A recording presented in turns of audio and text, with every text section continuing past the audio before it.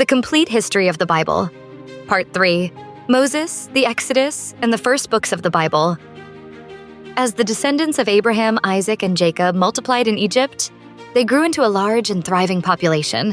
What had begun as a single family under Joseph's protection had become an entire nation. However, this growth eventually alarmed a new pharaoh who knew nothing about Joseph's contributions to Egypt. Fearing that the Israelites might become too powerful, Pharaoh subjected them to harsh slavery. For generations, the Israelites labored under difficult conditions.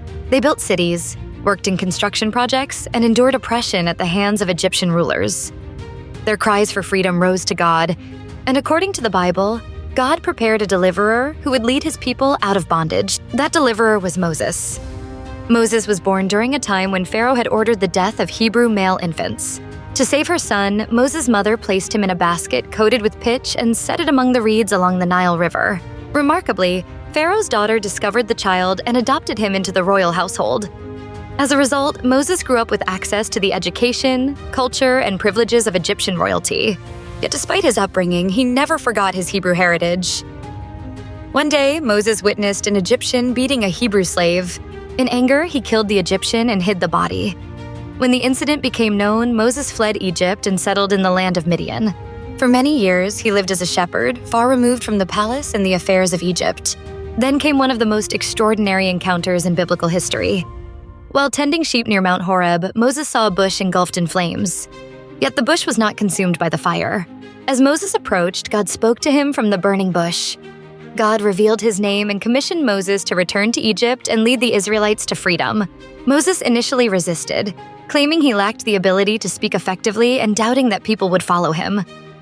However, God assured Moses of his presence and power. Moses' brother Aaron would assist him, and together they would confront Pharaoh. When Moses returned to Egypt, he delivered God's message. "Let my people go." Pharaoh refused. In response, a series of divine judgments known as the 10 plagues came upon Egypt. These included water turning to blood, invasions of frogs and locusts, darkness covering the land, and other devastating events. Each plague demonstrated God's power over Egypt's gods and challenged Pharaoh's authority. Still, Pharaoh hardened his heart. Finally came the 10th plague, the death of the firstborn. Before this judgment occurred, God instructed the Israelites to sacrifice a lamb and place its blood on their doorposts. When the judgment passed through Egypt, homes marked by the blood were spared. This event became known as Passover and remains one of the most significant observances in Jewish history. After the final plague, Pharaoh relented and allowed the Israelites to leave Egypt. The Exodus had begun. Hundreds of thousands of Israelites departed Egypt under Moses' leadership. Yet their freedom was immediately threatened when Pharaoh changed his mind and pursued them with his army. The Israelites found themselves trapped between Pharaoh's forces and the Red Sea. According to the biblical account, God instructed Moses to stretch out his staff over the water. The sea parted, creating a path through which the Israelites crossed safely on dry ground. When the Egyptian army attempted to follow, the waters returned, overwhelming the pursuing forces. The crossing of the Red Sea became one of the defining miracles of the Old Testament and a powerful symbol of deliverance. After their escape, the Israelites entered the wilderness. Their journey was not easy. They faced hunger, thirst, uncertainty, and frequent challenges. Yet God provided for them through miraculous means. Manna, a mysterious bread-like substance, appeared daily to sustain them. Water flowed from rocks when supplies ran low. A pillar of cloud guided them during the day, and a pillar of fire provided direction at night. Several months after leaving Egypt, the Israelites arrived at Mount Sinai. Here, one of the most important events in biblical history occurred. God established a covenant with the nation of Israel and gave Moses the 10 Commandments. These commandments formed the foundation of Israel's moral and spiritual life. They addressed humanity's relationship with God and with one another, prohibiting idolatry, murder, theft, dishonesty, and other forms of wrongdoing. The covenant at Sinai transformed the Israelites from a group of former slaves into a people uniquely set apart for God's purposes. During this period, Moses also received detailed instructions concerning worship, sacrifices, priesthood, and laws governing community life. These teachings would eventually become part of the first books of the Bible. Traditionally, Moses is credited with writing the first 5 books of Scripture, often called the Torah or the Pentateuch. Genesis tells the story of creation, humanity's early history, and the lives of the patriarchs.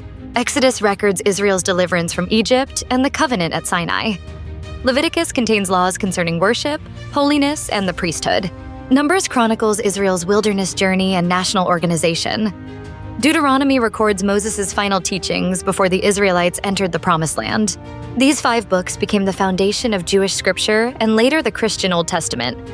For the first time in biblical history, God's laws, covenant, and historical dealings with his people were being systematically recorded in written form. The transition from oral tradition to sacred scripture had begun. Writing ensured that future generations could preserve and study God's instructions with greater accuracy. The Torah became the cornerstone upon which the rest of the Bible would eventually be built. Yet despite witnessing miracles, receiving divine guidance, and entering into covenant with God, the Israelites often struggled with faith and obedience. Because of repeated rebellion and unbelief, their journey to the Promised Land was delayed. Instead of entering immediately, they wandered in the wilderness for 40 years.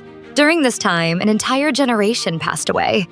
Eventually, as Moses neared the end of his life, a new generation stood ready to enter the land God had promised to Abraham centuries earlier. However, Moses himself would not lead them into that land.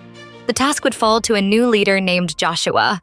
The next chapter of biblical history would include conquest, judges, kings, prophets, and the rise of a nation whose story would continue shaping the pages of Scripture. In Part 4, we will explore Joshua, the conquest of Canaan, the period of the Judges, the rise of King David, King Solomon, and the construction of the first temple in Jerusalem.